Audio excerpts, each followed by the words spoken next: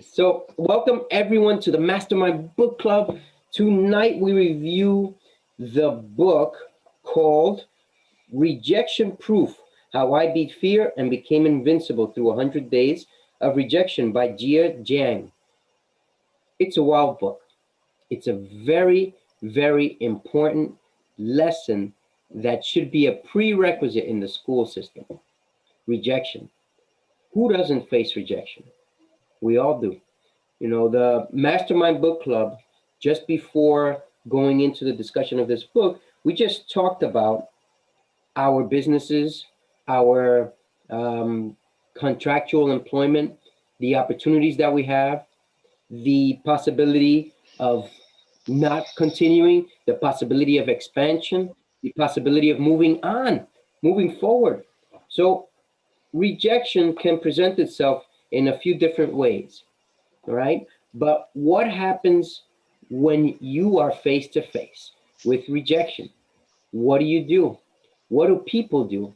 Did you know that most under the age, I'd say about, let's say 40, although it should be 37 or so, cannot face rejection, are afraid of rejection, run away from rejection?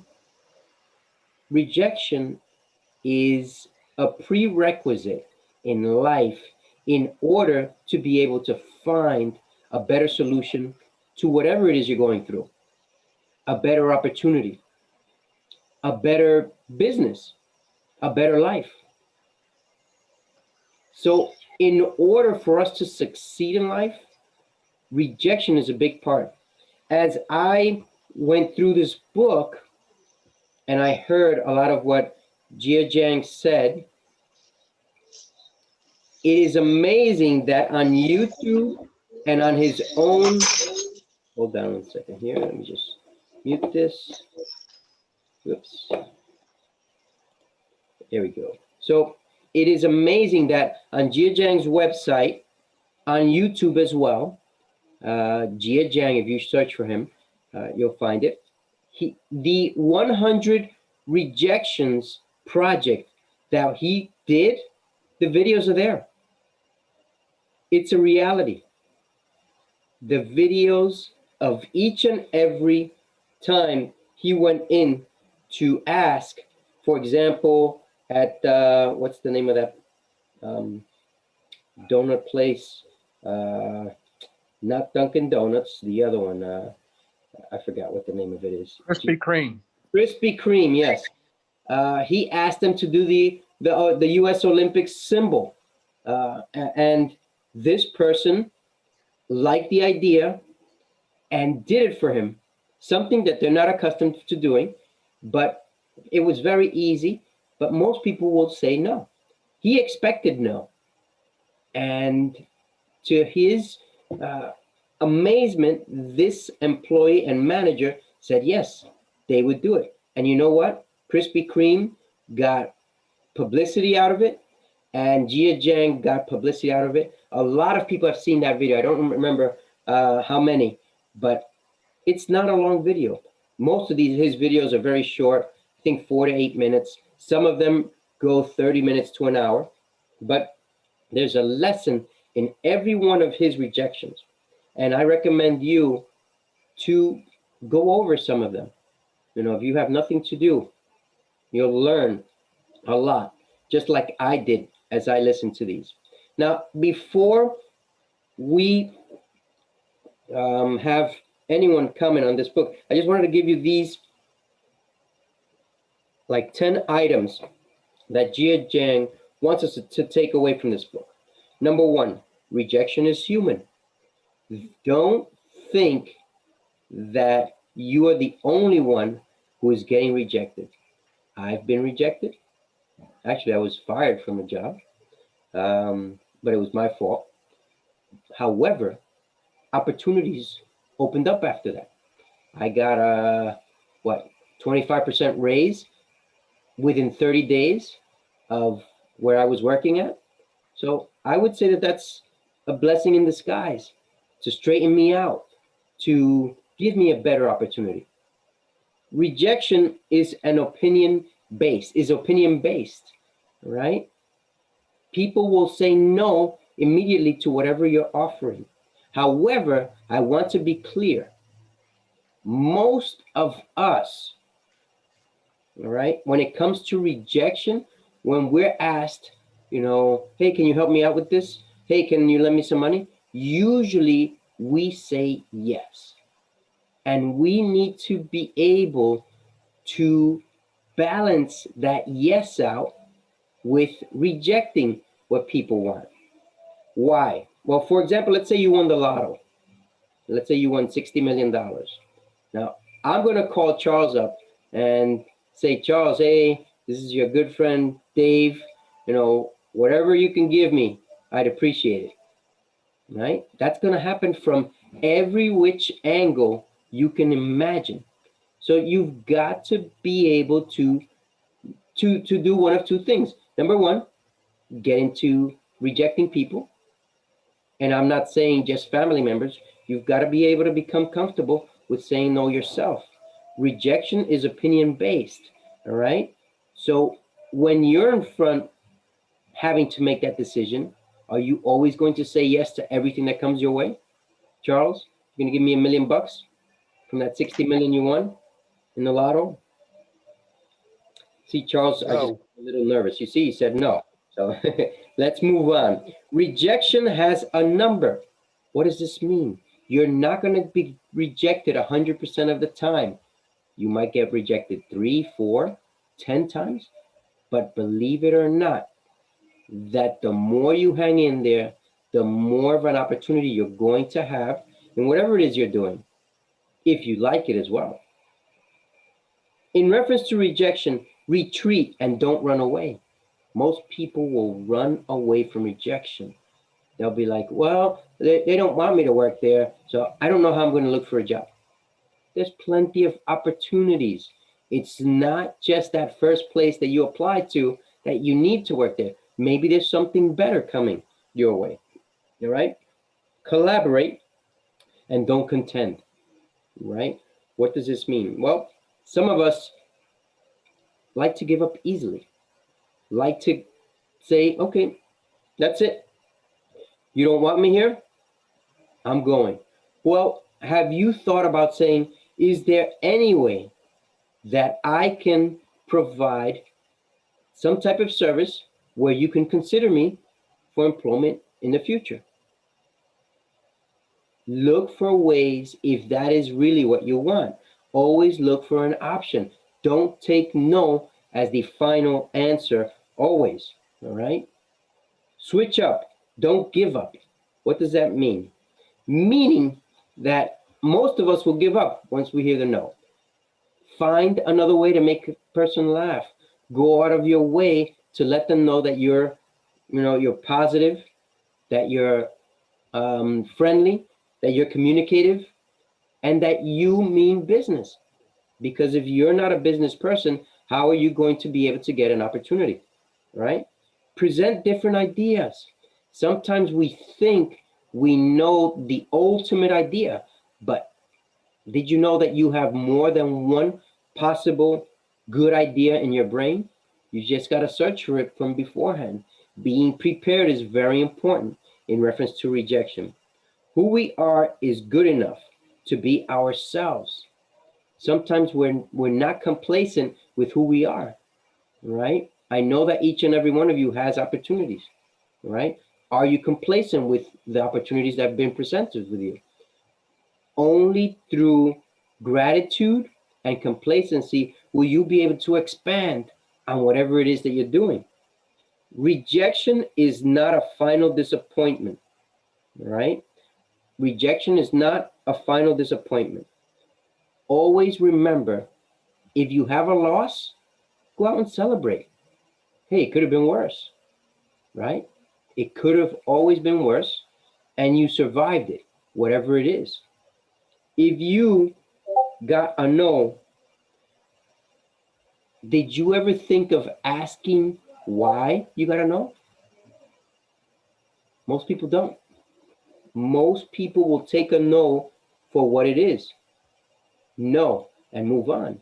But why not say, hey, sir or ma'am, Why did you say no? What did I do wrong? What could I do next time that you might consider me? Because if you know why you're being rejected, then there's a good chance that you will know how to be more prepared for the next opportunity that may come, as well as the people who are rejecting you will take you even more seriously, knowing that you want to be more prepared for the next time. So this is the basic review for the book, for Jia Jiang's book, Rejection Proof. All I tell you is this: no matter what you do in life, if you're not accustomed to hearing the word no, then you're afraid to be able to sell yourself or your business. We're going to hear no many times. Most successful people out there hear the word no many, many more times than we have probably heard it. They've been rejected. I mean, just look at Jack Ma from Alibaba, right? One of the most successful entrepreneurs out there, made a successful website that's selling to anyone and everyone across the world, mainly in China, but I've purchased there, and who knows who else has purchased there. So remember that if you're looking for a better opportunity, you're gonna have to face your rejections. Don't just take them for what they are. What are they? They are simple no's. What? To brush you off, to see if you're serious about pursuing another avenue to get into whatever opportunity you want. That's it, plain and simple. So this is it for my review, and I'd like to hear from you guys. Any quick observations in reference to this book?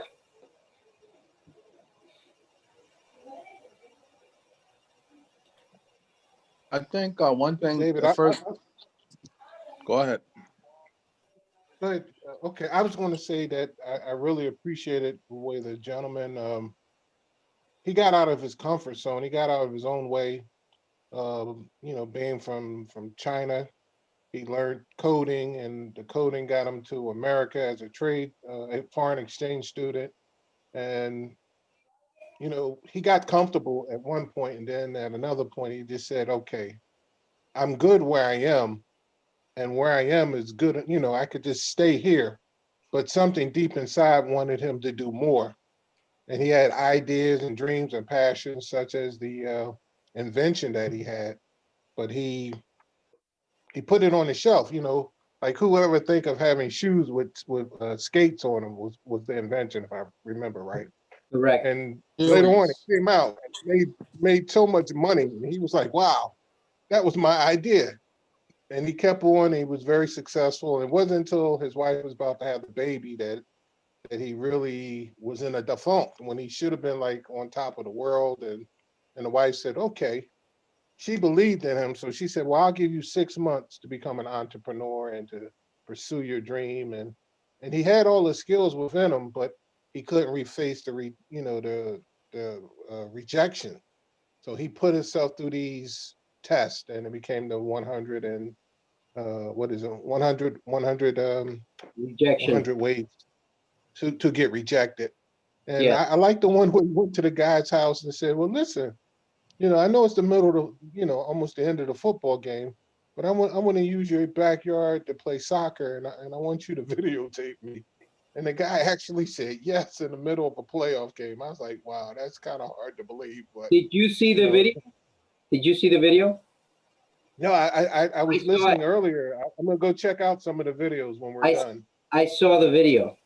I saw the video, and the guy photographed him in his backyard, like he was. And the Yeah. guy said, "Well, I'll let you do it because I just wanted to see it through, because that was kind of an unusual Correct. request. And for you Yes. to come out of the blue like that, it must be something to it more than what I was doing."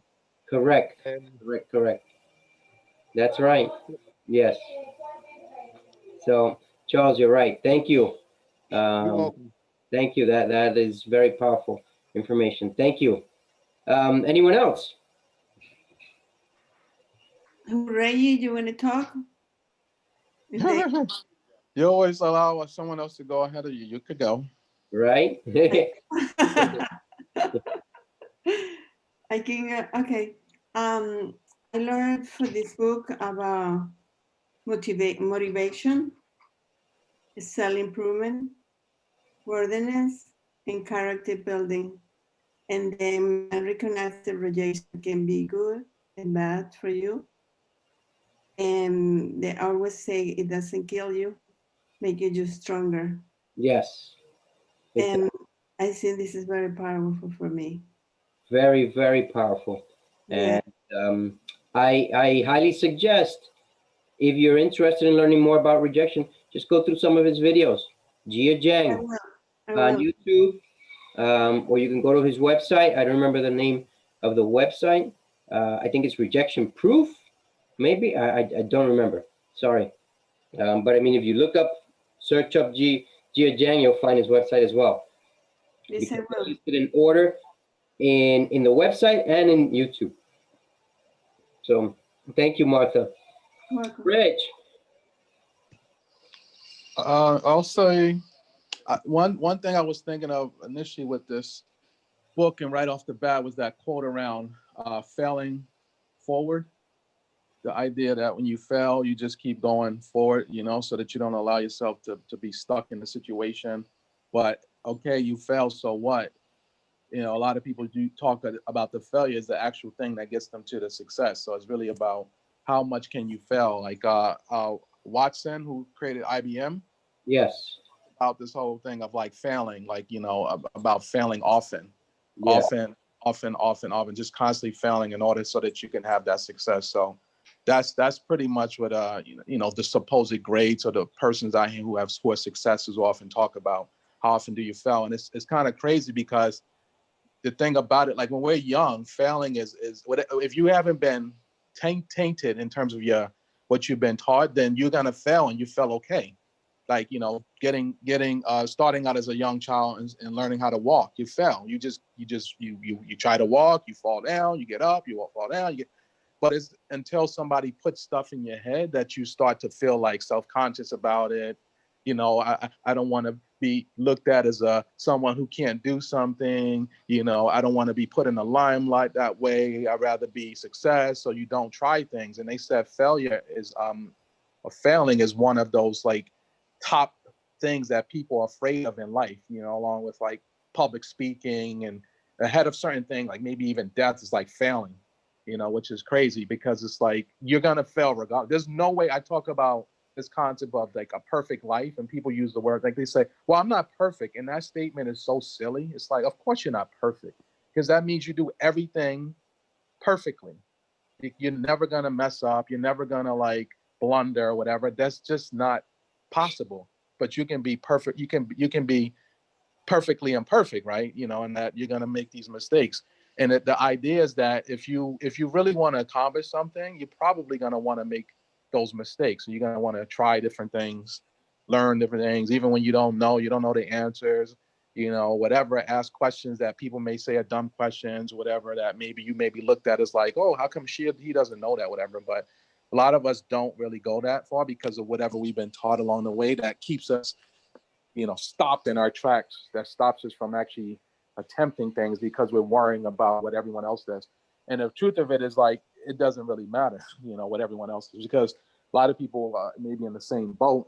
And it's like everyone, we can't all just sit here and not try anything. If we don't try anything, we don't have inventions that change humanity, technology, whatever it may be. So there are those few people that will try and change the landscape and the trajectory of lives and their lives and others. And then there's many of us that will stay where we are. So I just think it's, I'm guilty of like not doing certain things because I'm, thinking about, whatever the outcome and if this is going to work. And there are points where I'm like, what, the hell with it. Let me just do it. Even if it means I might have to come up short of ever, because you can still learn from that.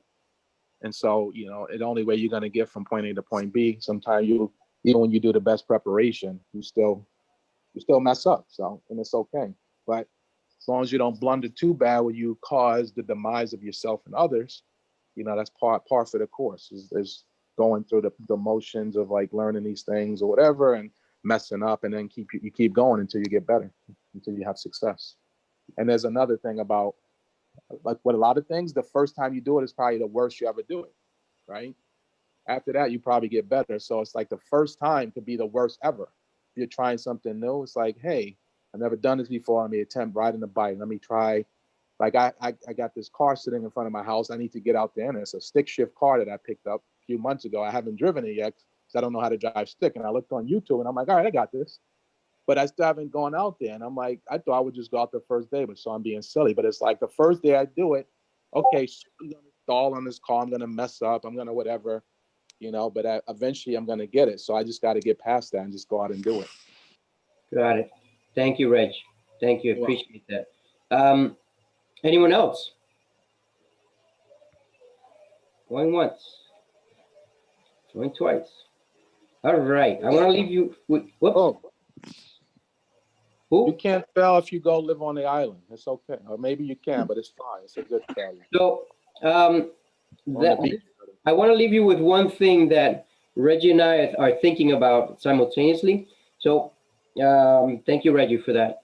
Just ruined my my last few words, but it's okay. We're thinking on the same level. So I'd rather receive a rejection, a no, in making an attempt to make things work than winding up in life where I'm 80, 90, or close to 120, which is where I'm planning to live to or more, and looking back in regret because I didn't attempt something.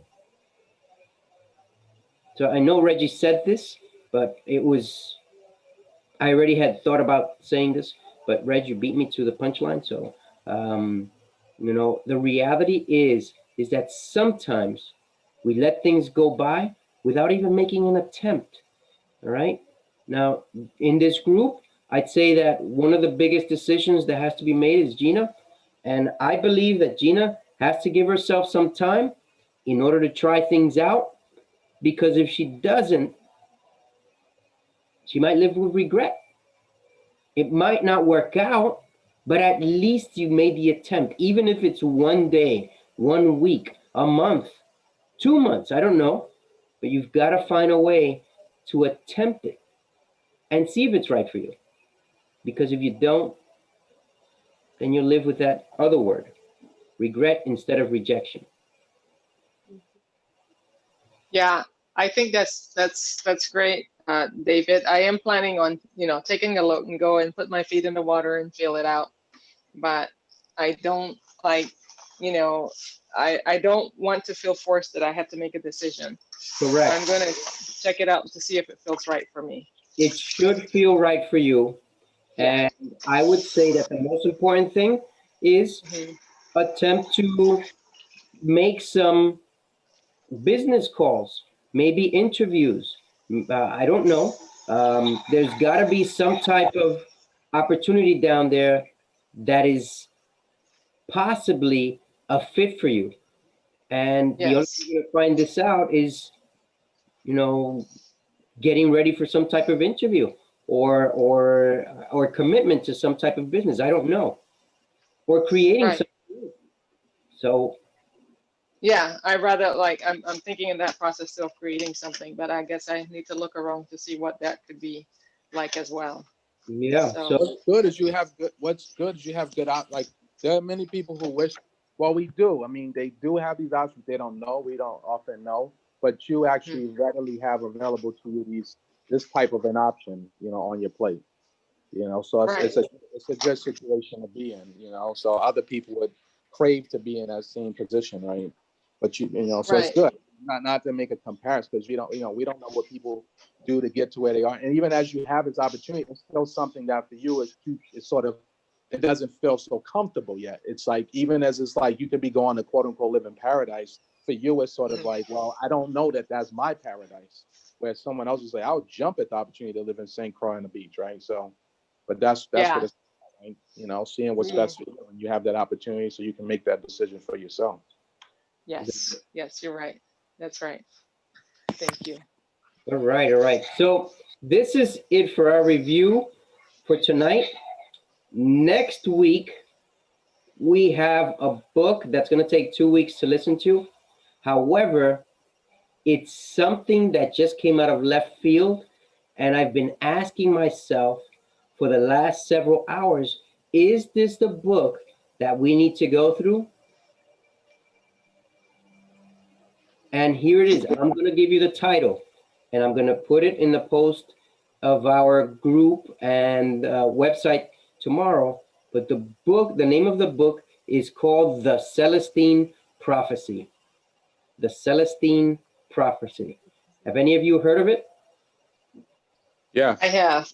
I had the book one time. I didn't read all the way through. I read maybe a couple chapters. Yes. We have the audio book. The greatest thing about YouTube is that if you have it there, you can listen to it at a faster listening pace or at the pace that is most comfortable for you. So we're going to take two weeks to go through this book because it's a 9-hour audio, 9 hour and like 15 minutes. So 4.5 hours each week should do it or so of listening.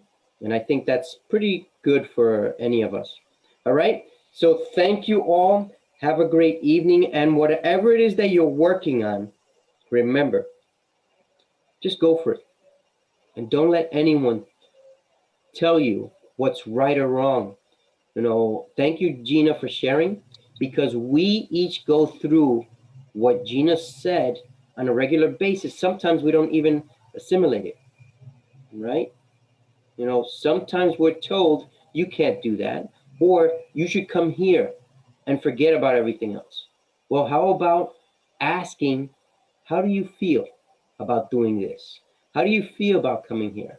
How do you feel about leaving behind what you have there? Sometimes we just ask the wrong questions. That's it. Listening to Jia Jiang and all his videos, that's the first thing that hit my mind is, why is he asking these people these questions that, you know, it's a hit or miss. It's a hit or miss. However, if you change the wording just a little bit, you have much better opportunities. So remember that. All right? The next time you're trying to negotiate whatever it is that you want to negotiate, think of the proper way to say something. I might not have it all the time, but I know that I'm searching for that, for the question that will bring me that opportunity. Everyone, have a great evening. The Mastermind Book Club signing off.